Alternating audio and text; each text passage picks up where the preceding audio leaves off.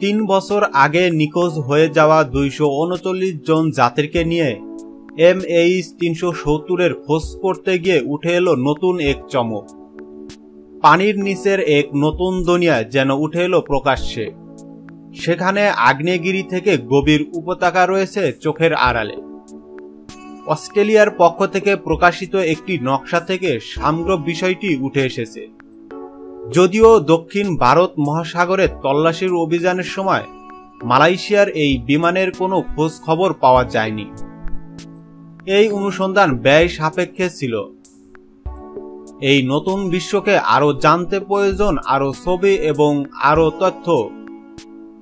বিজ্ঞানীদের মতে এইসব প্রাপ্ত নকশা থেকে সমুদ্রের নিচের এই পৃথিবী সম্পর্কে আরো অনেক কিছু জানা যাবে। জুয়ান্স অস্ট্রেলিয়ার পক্ষ থেকে স্টুয়ার্ট মিনচিন জানিয়েছেন, অনুমান করা হচ্ছে নিখোঁজ বিমানের সন্ধান করতে গিয়ে বিশ্বের সামুদ্রিক অংশের মাত্র 10 থেকে 15% খোঁজ চালানো হয়েছে।